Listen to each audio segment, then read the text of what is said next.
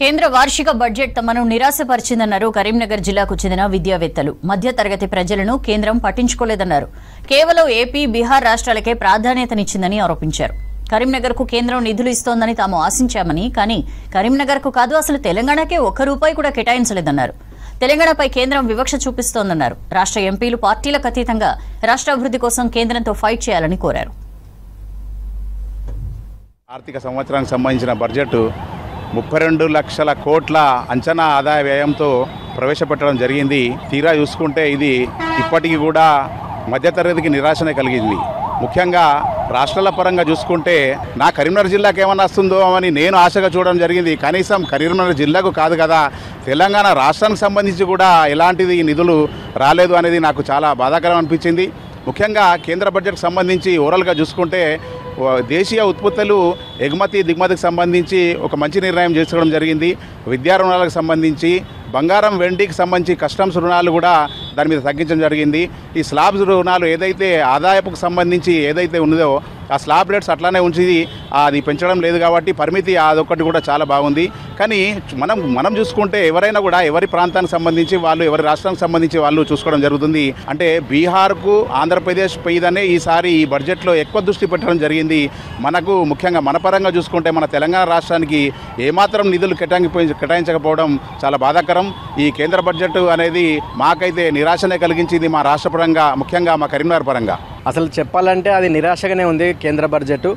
మరి 3.0 మోడీ చెప్పుకునేటువంటి ఈ బడ్జెట్లో 2024-25 మధ్యంతర బడ్జెట్లో వాస్తవానికి ఈ తెలంగాణ రాష్ట్రంలో అంటే అన్యాయం చేసిందని చెప్పుకోవచ్చు బడ్జెట్కు. తెలంగాణకు కేవలం హైదరాబాద్ను కాడారుగా మాత్రమే చూపించారు తప్పితే బడ్జెట్ కేటాయించలేదు. నిజంగా అంటే తెలంగాణ ప్రజలు నిరాశపరిచినట్లని నేను అనుకుంటున్నా. బీహారు, ఆంధ్రప్రదేశ్ రాష్ట్రాలకు మాత్రం పెద్ద ఎత్తున పీట వేస్తారని నేను భావిస్తున్నా. సమగ్ర అభివృద్ధి, సమాన అభివృద్ధి అని చెప్పుకునేటువంటి మోడీ గారి వల్ల నిజంగా తెలంగాణ పట్ల పూర్తిస్థాయి వివక్షకు గురి చేస్తారు. ఎందుకంటే వాస్తవానికి తెలంగాణ రాష్ట్రమే వివక్షతకు గురైందనేటువంటి భావనలోనే మనం ప్రత్యేక రాష్ట్రాన్ని ఏర్పాటు చేసుకున్నాం. అలాంటి ప్రత్యేక రాష్ట్రంలో వెనుకబడ్డ ప్రాంతం, అత్యధిక వెనుకబడ్డ ప్రాంతాలు ఈ తెలంగాణ జిల్లాలో చాలా ఉన్నాయి. అవన్నీ మోడీ గారికి కూడా తెలుసు. ఎలక్షన్లో క్యాంపెయినింగ్లో అవన్నీ చూశారు. అమిత్ షా గారు చూశారు, మోడీ గారు చూశారు. కానీ కేటాయింపులో మాత్రం వాళ్ళు శీతకన్నుగా వ్యవహరించినట్టు నాకు అనిపిస్తూ ఉంది. అంటే 100కి 100 ఈ తెలంగాణ రాష్ట్రంలో ఉన్నటువంటి ఎంపీలు, అది ప్రజల పక్షాన అంటే రాజకీయ పక్షాన్ని వదిలిపెట్టి ప్రజల పక్షాన ఎంపీలు తెలంగాణకు రావాల్సిన బడ్జెట్ను అటు కాంగ్రెస్ ఎంపీలు కానివ్వండి, ఇటు బీజేపీ ఎంపీలు కానివ్వండి, ఎంఐఎం ఎవరైనా కానివ్వండి, తెలంగాణ అభివృద్ధి కోసం కేంద్ర ప్రభుత్వంతో లడాయి పెట్టుకొని మన బడ్జెట్ను అధికంగా పెంచి అంటే వెనుకబడ్డ తెలంగాణ, అనేక సంవత్సరాలు వెనుకబడ్డ తెలంగాణను అభివృద్ధి చేసే దిశగా మన ఎంపీలు కృషి చేయాలని ఈ సందర్భంగా నేను కోరుతా ఉన్నా. వాస్తవంగా చెప్పాలంటే ఇవాళ ప్రవేశపెట్టిన నిర్మలా సీతారామన్ బడ్జెట్లో 48.21 లక్షల కోట్ల బడ్జెట్లో మరి 120 కోట్ల జనాభా కలిగినటువంటి ఈ భారతదేశంలో దాదాపు 50% పైగా నిరుద్యోగ యువత ఉంది. అది లెక్కలు చెప్తా ఉన్నాయి. కేవలం 48.1 లక్ష వేల కోట్ల రూపాయలు అంటే 0.1% బడ్జెట్ని కేటాయించి యువతను నైనారిషన్లోకి పంపినట్టే అనిపిస్తోంది. ఎందుకంటే ఇవాళ కేంద్ర ప్రభుత్వం మోడీ గారే చెప్తారు, ప్రపంచ దేశాలన్నీ తిరుగుతూ యువత నైపుణ్యాలు నేర్చుకోవాలి, స్కిల్ డెవలప్మెంట్ తోటి ఉండాలి, అప్పుడే నిరుద్యోగ యువత రూపుమాపుతుందని చెప్తారు. మరి అలాంటి నైపుణ్యం అంటే స్కిల్స్ కావాలనుకున్నప్పుడు మరి బడ్జెట్ని ఎందుకు తక్కువ చేస్తున్నారు?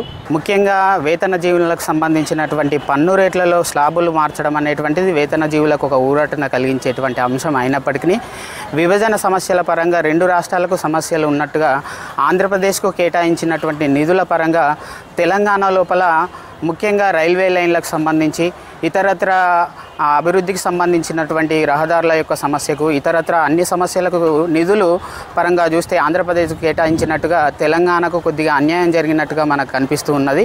మరి ముఖ్యంగా తెలంగాణ పర్యాటక రంగానికి కావచ్చు, రైల్వే లైన్లకు కావచ్చు, జాతీయ రహదారులకు కావచ్చు, ఇతరత్ర అన్ని అంశాలకు సంబంధించి ఈరోజు కేటాయించినటువంటి బడ్జెట్ సమావేశాల్లో కొద్దిగా నిరాశగా కనిపించడం అనేది మనకు తెలుస్తూ ఉన్నది. మరి స్కిల్ డెవలప్మెంట్, నిరుద్యోగానికి సంబంధించి నిధులు పెంచినట్టుగా మనకు కనిపిస్తూ ఉన్నది.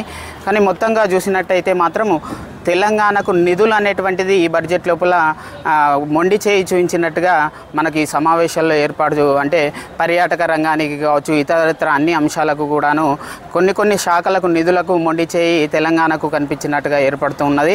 మరి ఓవరాల్గా చూసినట్టే మాత్రము ఈ ఫలితాలు మాత్రం బడ్జెట్ యొక్క ఫలితాలు మధ్యస్థంగానే ఉన్నట్టుగా మనకు తెలుస్తుంది. ఏ ఇండస్ట్రీస్కి ఇస్తున్నారు? అసలు ఎంప్లాయ్మెంట్, అన్ఎంప్లాయ్మెంట్ రేట్ చూస్తే విపరీతంగా ఉంది.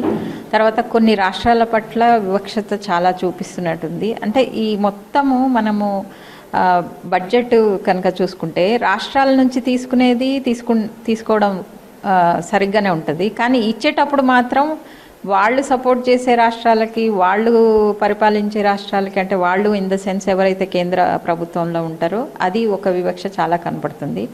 2, విద్య ద్వారానే ఏ దేశమైనా అభివృద్ధి చెందుతుందని గత 33 దశాబ్దాలుగా మొత్తుకుంటున్నాం. ఇప్పుడు మీరు 1,00,000 కోట్లు ఇస్తే శాతవాహన యూనివర్సిటీకే మేము ఒక 100 కోట్లు అడుగుతున్నాం, ఒక్క యూనివర్సిటీ, చిన్న యూనివర్సిటీకి. అట్లాంటిది మొత్తం దేశంలో విద్య పట్ల మీకున్న శ్రద్ధ మీ బడ్జెట్లో కనపడుతుంది. ఇప్పుడు ఆర్థికమనంగానే అది ఒక ప్రత్యేకమైన వింగ్ చేసేసిండు దాన్ని.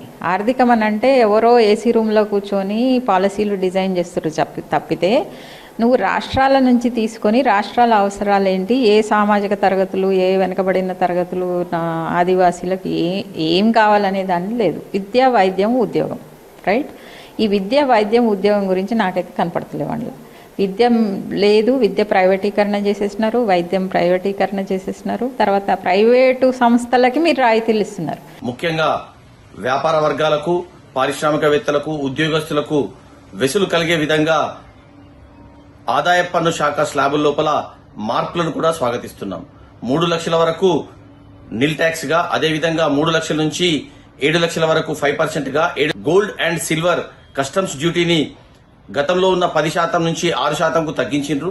దాని వలన దేశవ్యాప్తంగా బంగారం, వెండి ధర లోపల 10 గ్రాములకు దాదాపు 2,000 నుంచి 3,000 రూపాయల వరకు దేశవ్యాప్తంగా ఇప్పుడు బంగారం ధరలు ఈ రోజు తగ్గాయి. ఇది కూడా వినియోగదారులకు మేలు జరిగే విధంగానే ఉంది. మరి ఈ రకంగా నిధులు కేటాయించినప్పటికీ, బడ్జెట్ కేటాయించినప్పటికీ ప్రత్యేకంగా మన తెలంగాణ రాష్ట్రానికి మరి ఎటువంటి వెసులుబాటు కానీ, ప్రత్యేక నిధులు కానీ కేటాయించకపోవడం కొంత బాధాకరం. మరి మన ప్రియతమ ముఖ్యమంత్రి రేవంత్ రెడ్డి గారు కేంద్రంతో సఖ్యతగా వ్యవహరిస్తూ మరి నిధులను సమీకరించి తెలంగాణ అభివృద్ధికి పాటుపడతారని ఆశ